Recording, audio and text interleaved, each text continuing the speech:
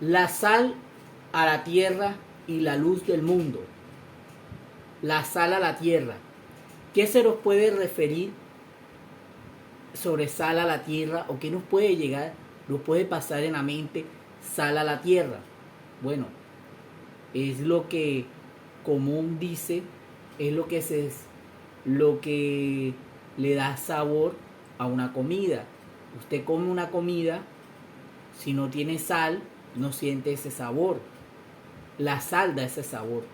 Yo una vez, por primera vez, probé hasta un arroz sin sal y es algo que nos da gusto. Entonces por eso es esa sal.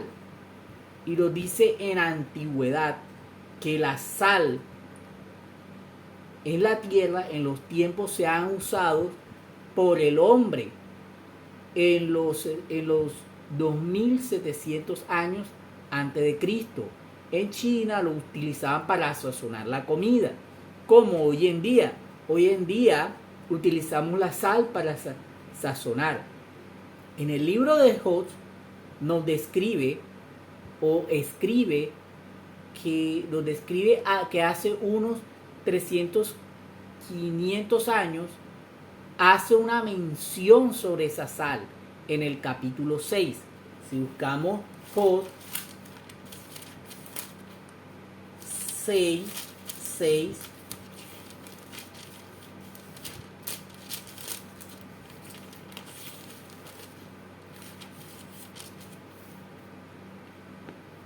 nos dice: y comerás de lo sobrio, sin sal, y habrá gusto en la claridad del huevo. Bueno, aquí esto es como más que todo un mandato que Dios le da, que es, le dice que vas a comer, lo comerás sobrio sin sal y habrá gusto y claridad del huevo. Y esto es más que todo como un mandato, pero aquí como nos describe de que la sal da ese sabor. También trata de que el producto sea apreciado, por eso es que muchas veces le echan sal. Antes no había refrigeradores, antes no había neveras, como lo llamen en cualquier parte del mundo, incluso congelador. Y esa sal, muchas veces las comidas en esa antigüedad, a las comidas se le echaban sal para preservar el alimento, para que no se descomponga esa sal. Anteriormente la sal lo llamaban el oro blanco. Antes, la sal, ¿de dónde proviene? Bueno, esa palabra viene de lo que hoy se llama salario, con que se les pagan a un trabajador o se le remunera por una labor realizada, independientemente del contrato que tenga en la parte jurídica. La sal viene del latín salarium, que viene, como lo había dicho, de la parte del salario. ¿Qué nos enseña Jesús en Mateo 5:13?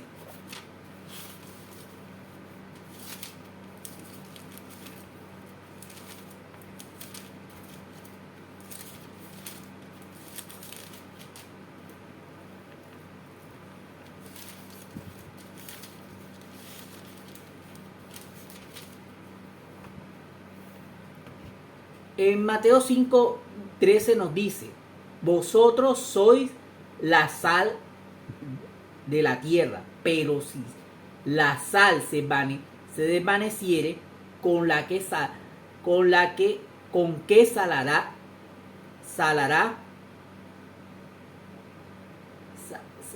¿Con qué salará? No sirve más nada sino para ser echada fuera de la olla por los hombres. Esto lo está diciendo y esto nos refiere a lo que somos la iglesia. Es un mandato de el nacer de nuevo como ser humano, no como explicaba Nicodemo de que volver al vientre de la madre, no, es un nacimiento espiritual, ya este nacimiento es carnal. Tiene la sal que tiene la capacidad de salar, simplemente es esa capacidad. Nos describe la sal según la Real Academia Española, la RAE, es la sustancia que contiene el cloruro, el sodio, ordinariamente blanco, la cristalina, el sabor, el sabor propio y muy saludable al agua. Y se emplea para sazonar y conservar el alimento. Es muy abundante en las aguas del mar. Muchas veces sí recomiendan sal del mar, como hay muchos médicos, nutricionistas que te dicen come el pescado que viene del mar, y también se encuentra en las áreas terrestres.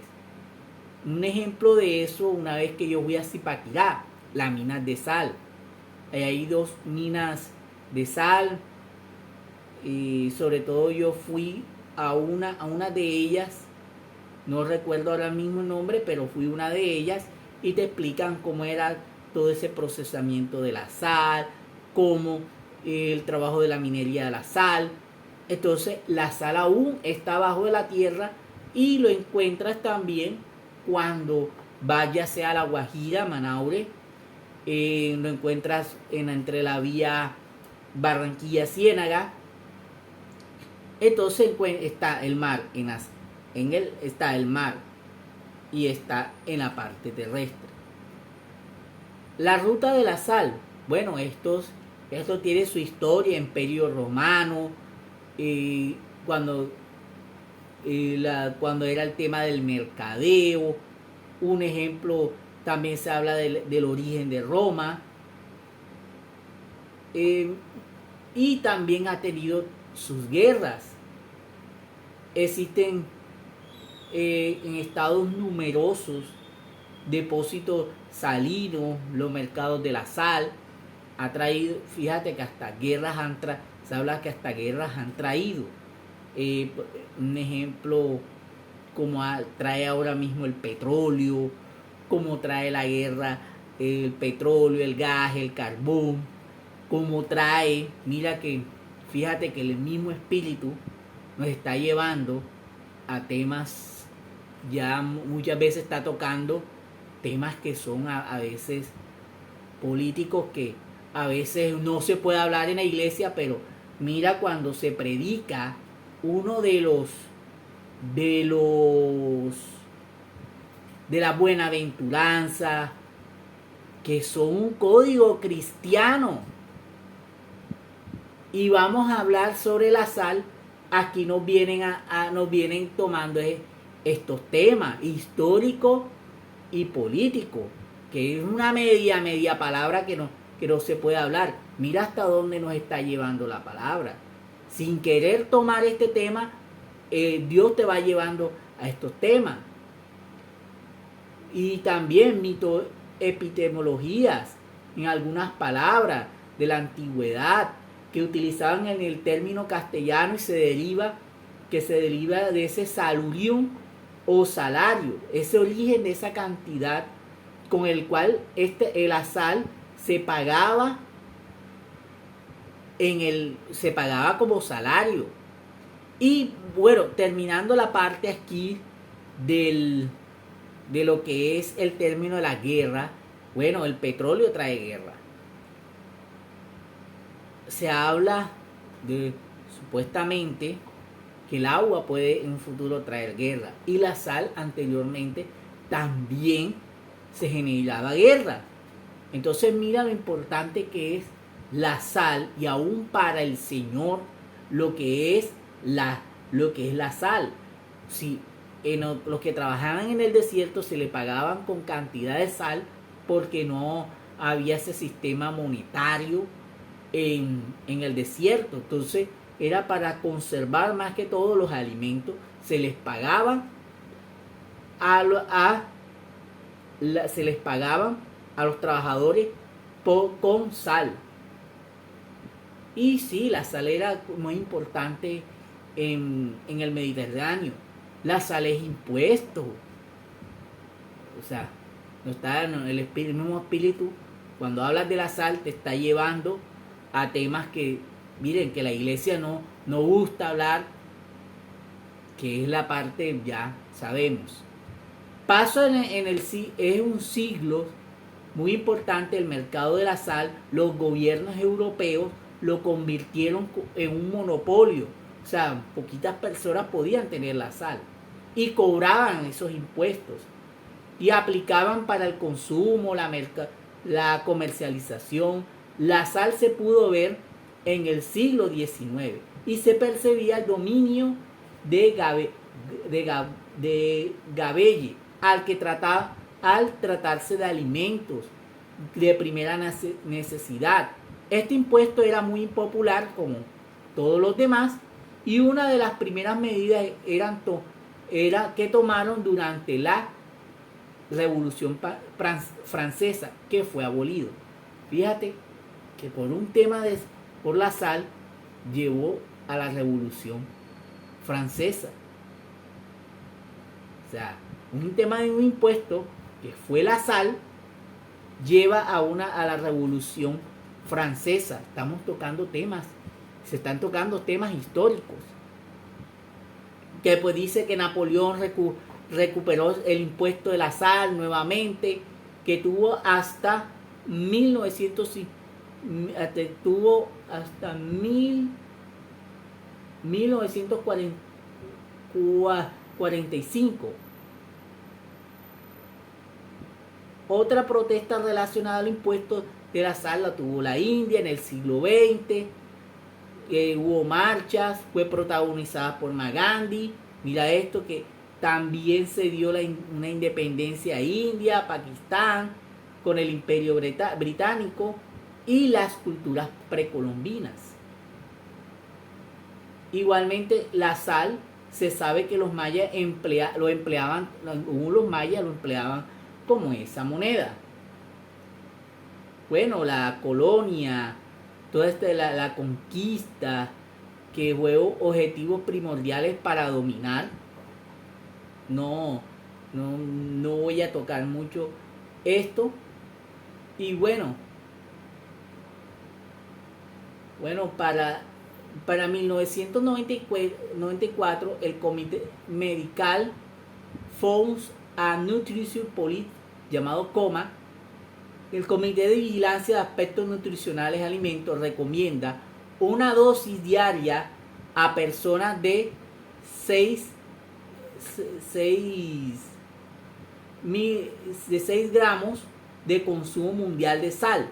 La alimentación se fue reduciendo durante el siglo XIX debido a las mejoras de los sistemas de refrigeración, la congelación y el alimento, que regalaron el segundo plano el uso de la sal, la conservación de ciertos productos.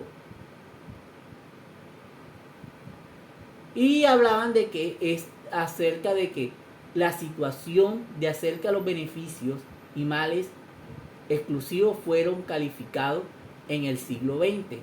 En 1994, que fue un comité de nutrición, dijo sobre el exceso de la sal. Ahora, actualmente, esa reducción del consumo per cápita, consumo global, ha ido creciendo. Siempre la población, así como la aparición de nuevas necesidades de aplicación de sal, como es el caso del uso del empleo, el deshielo, las caracteres de calles urbanas, etc. ¿Qué se habla de sazonar? Bueno, sazonar es usar una comida, ya sea dañina, una salsa, un condimento o sustancia. Segundo, salpimentar una comida. Tercero, añadir un elemento o un retoque para hacer más atractivo o sugerente. Alcanzar unas cosas, especialmente un fruto, una madurez, un desarrollo completo. En el ámbito espiritual, ¿qué nos refieren en el ámbito espiritual? Bueno, en el ámbito espiritual, en el ámbito espiritual, el uso del que nos habla la Biblia es un preservador, al contrario de la levadura, el cual que es la que corrompe la masa cuando se le echa al pan. La sal es utilizada como preservador de alimentos, ya eso, bueno, lo hemos hablado. Cabe recordar antes que los refrigeradores eléctricos, el entorno de hoy en día, así se usa para detener procesos de descomposición de la comida. Este uso se alude correctamente a la santidad. Bueno, cuando se habla de sal, se está hablando de santidad. Ustedes son la sal de la tierra, ya lo hemos visto en Mateo 5:13, que lo dice: vosotros sois la sal de la tierra, pero si la sal se desvaneciere, ¿con qué será salada? No sirve más allá sino para nada, sino para ser desechada fuera y hollada por los hombres. Este versículo nos está diciendo que cuando el Señor afirma a su iglesia es la sal de la tierra, está señalando que es la santidad. Es ese proceso de descomposición de la humanidad que está trayéndole una sanidad. Esto es la salvación. Este término proviene de la palabra santidad, significa apartados. Los duele aparecer alejado de las cosas del mundo. O sea, quiere decir, aléjate del mundo y encamínate en las cosas de Dios. Levítico nos dice, Levítico 20:23,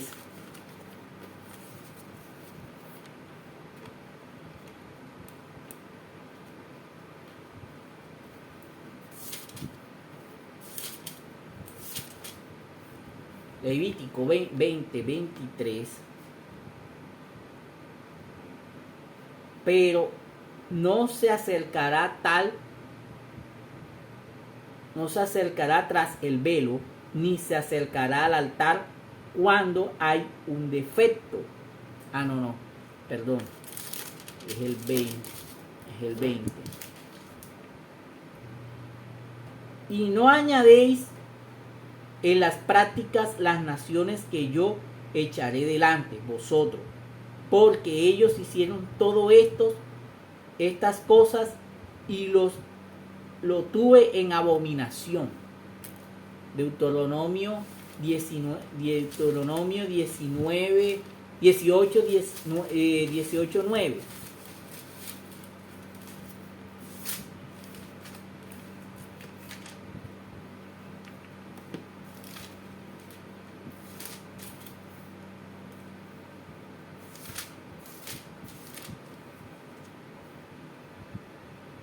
Cuando entres a la tierra de Jehová, tu Dios te da, no aprenderás a hacer según las abominaciones de aquellas naciones. ¿Qué quiere decir? Que eso de que, es que todo el mundo lo hace. Es que todo el mundo, como estoy en tal profesión, todo el mundo es así. No, es que aquí todo el mundo roba. Aquí estamos en Colombia y es la corrupción. Es que aquí todo el mundo compra votos. Porque todo el mundo lo haga, nosotros tenemos que entrar en eso. No. O sea, mira lo que nos está diciendo un mandato. O sea, la bienaventuranza es un código para un cristiano. Nosotros no debemos entrar en el sistema de este mundo. Es más, nosotros debemos ser aún, en este sentido, debemos ser rebeldes a lo que no va conforme a la palabra del Señor. O sea, nosotros, ¿por qué nos tenemos que someter? Y esto yo sé que no se puede hablar en las iglesias. Porque cuando un gobierno nos pone de que la iglesia cristiana tiene que casar homosexuales, o que un juez o un notario cristiano tiene que hacerlo, nosotros tenemos que someternos a eso.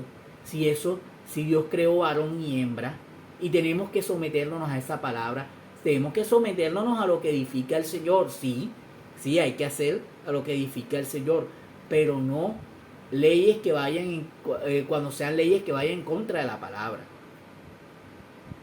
Entonces, fíjate tú, lo dice, apartados del mundo. Y a veces lo queremos traducir a algo para justificar, para justificar o para que una persona no o quitarle el propósito de una persona que tiene una persona. Entonces no lo justificamos para eso, pero para cuando nos toque a nosotros mismos nos duele. Es lo que pasa. Entrar en la puerta estrecha y la puerta ancha. A veces creemos que los caminos donde estamos caminando, creemos que son de bien, pero te va a traer perdición. Creemos que el camino, ese es el camino, pero no es el camino. El camino es el estrecho, el ancho es la perdición. Esto lleva a que muchos entren a esta puerta angosta, ancha, pero el camino angosto que trae dificultades, trae lucha, la gente no vaya. El Mateo 7, Mateo 7,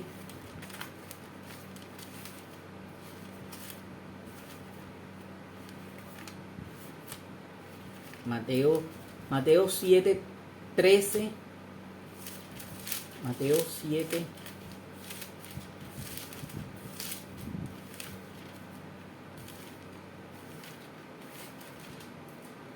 Mateo 7, 13, 14, que nos dice: la puerta estrecha, entra por la puerta estrecha, porque ancha es la puerta y espaciosa el camino, lleva a la perdición, y a muchos son los que entran por ella, porque estrecha es la puerta y angosta es el camino que lleva a la vida, y a pocos son los que hallan. El camino angosto, estrecho, angosto, angosto. El camino delgado es donde pocos, solamente son para los valientes, solamente son los que siguen adelante con el Señor.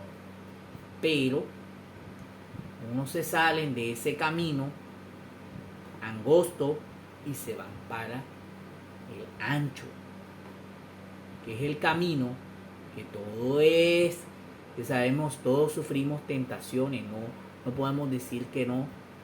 Este mundo está lleno de tentaciones, pero y debilidades que dan uno, bueno, más fácil estar en el camino ancho, pero uno dice, pero siempre el Señor dice, en la debilidad el Señor se fortalece. Él se fortalece en la debilidad. Entonces, es rico, pero yo sé las consecuencias como cristiano. Entendiendo esto, las consecuencias no son buenas. Las consecuencias del camino ancho son perdición, son el infierno. Es el infierno. sencillamente. Y fuego eterno, más el ancho es vida eterna.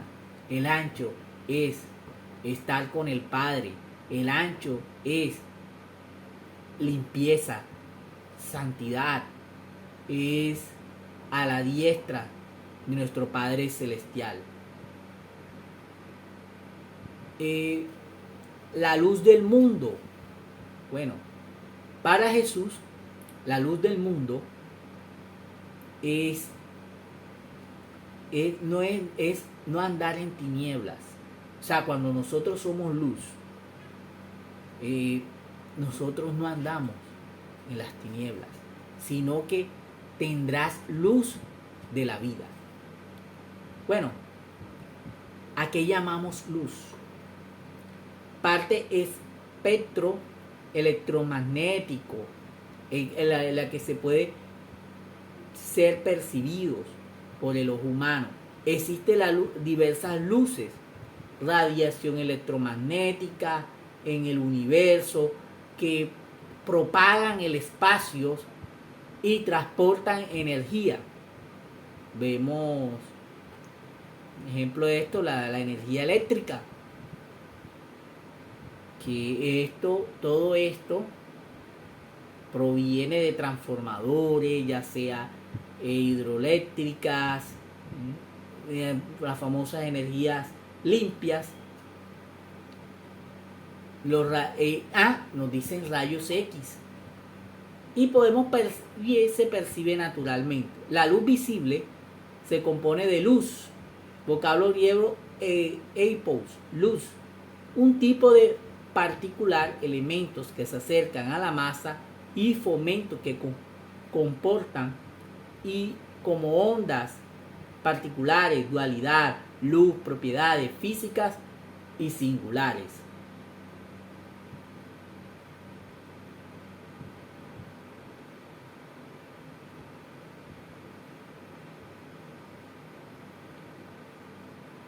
Óptica de la rama de luz es el comportamiento, la interacción, el efecto, la materia y muchas otras disciplinas que generan la física cuántica, entre otras. Aquí hay muchos versículos que hablan de la luz, pero vamos a ver algunos que nos puedan decir. Sobre todo vámonos a la parte de Mateo. La parte de Mateo que nos habla sobre la luz, que es la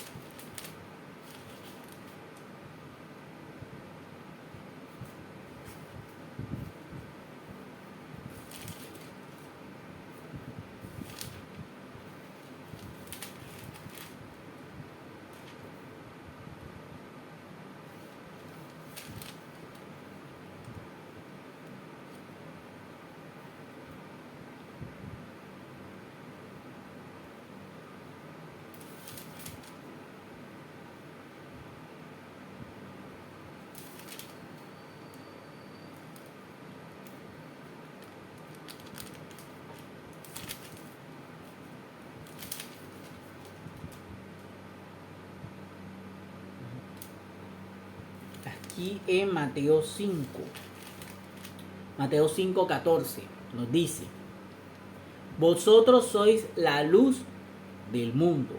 Una ciudad asentada sobre el monte no se puede esconder, ni encendiendo la luz y se pone debajo de la almud, sino sobre el candelero, y alumbra todo lo que está en casa. Así que alumbre vuestra luz delante de los hombres, para que vean vuestras obras y glorifiquen a vuestro Padre que está en los cielos. Eso es la luz. Ahora, nosotros no podemos esconder esa luz. Tenemos que mostrar la luz del Señor. Tenemos que ver esa luz y mostrar al mundo que el mundo necesita del Señor. Entonces nosotros no podemos escondernos en unas cuatro paredes, porque es que a veces ya estamos volviendo a esa mentalidad de que si no vienes si no vienes a los servicios, faltas un día, entonces ya perdiste la unción, ya te fuiste al mundo. No, tú demuestras ser cristiano, no en las cuatro paredes, sino afuera. Afuera necesitan mucha gente del Señor. Afuera necesitan que tú les hables. ¿Cómo alguna vez nos presentaron a Cristo? Nos mostraron un evangelio. Entonces nosotros tenemos que llegarles a ellos. A ellos tenemos que llegarles con una palabra. Debemos de llegarles con unas buenas nuevas de salvación. No todo en la vida tiene que ser dinero, no todo en la vida es trabajo, no todo en la vida es estudio, no todo en la vida son los placeres del mundo. Nosotros queremos ser bendecidos, pero ¿qué estamos haciendo por los perdidos? ¿Qué estamos haciendo para ganar almas para el Señor? ¿Qué estamos haciendo? Y no es, es traer por traer invitados a la iglesia. Ajá, los traes, pero ¿qué tienes tú para ofrecer? Porque, nadie invita si no tiene nadie nada que ofrecer.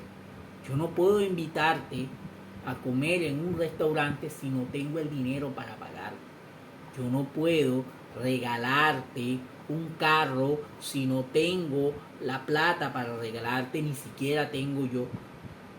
Entonces yo no tengo nada para ofrecer. No tengo para nada para ofrecer o prometer que te voy a regalar algo si no tengo nada de lo que no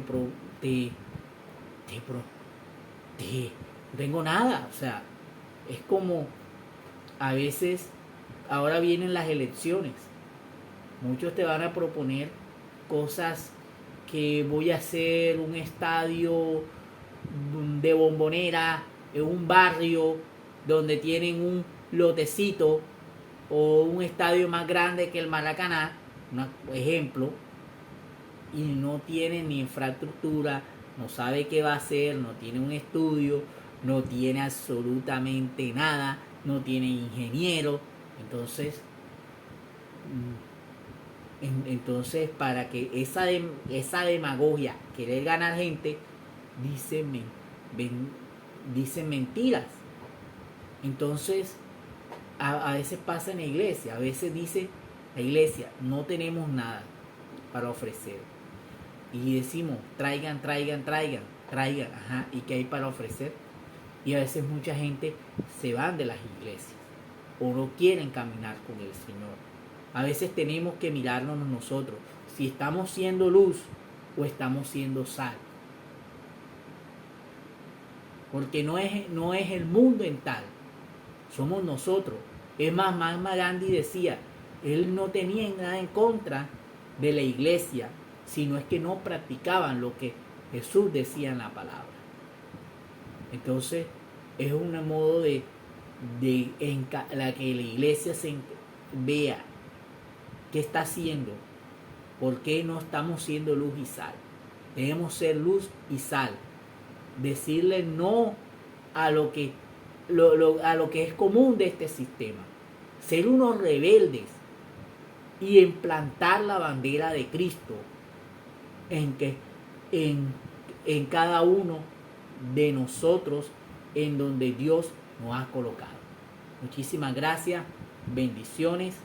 Si te gustó este video, dale like, suscríbete a mi canal y compártelo.